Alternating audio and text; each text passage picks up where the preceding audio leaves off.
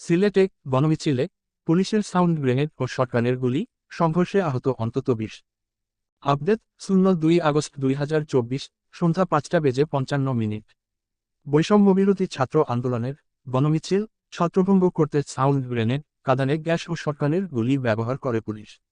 আজ শুক্রবার বিকেল ৪:৩০টার দিকে সিলেট নগরের আখালিয়া এলাকায় ছবি আনিস মাহমুদ।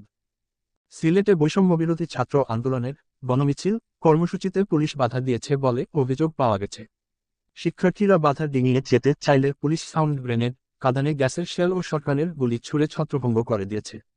এ সময় পুলিশ ঘটনাস্থল থেকে ৭ জনকে আটক করেছে।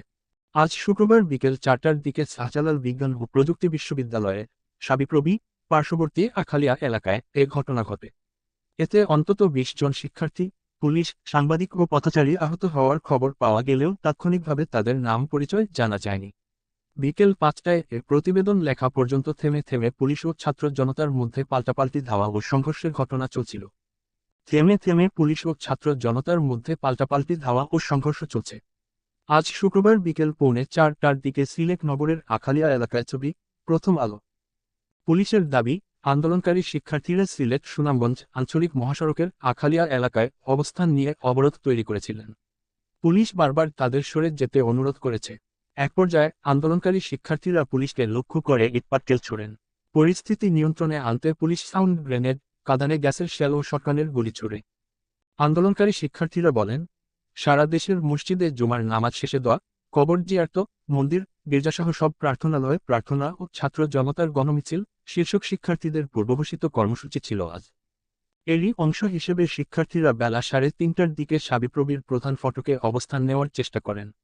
তবে পুলিশের বাধার মুখে তারা সেখানে অবস্থান নিতে পারেননি। এরপর আখালিয়া এলাকার মাউন্ট অ্যাডোরা হাসপাতালের সামনে শিক্ষার্থীরা জড়ো হয়ে শান্তিপূর্ণ কর্মসূচি পালন করতে চাইলে পুলিশ সাউন্ড গ্রেনেড, কাঁদানে গ্যাসের শেল ও শটগানের গুলি ছুড়ে শিক্ষার্থীদের ছত্রভঙ্গ করে দেয়। সিলেট নগরের আখালিয়া এলাকায় সংঘর্ষে শিক্ষার্থী, পুলিশ, পথচারী ও সাংবাদিকসহ অন্তত ২০ জন আহত হয়েছেন। ছবি প্রথম আলো। প্রত্যক্ষদর্শী, শিক্ষার্থী ও পুলিশ সূত্রে জানা যায়, শিক্ষার্থী ও পথচারীদের পাশাপাশি ৩ জন পুলিশ সদস্য আহত হয়েছেন।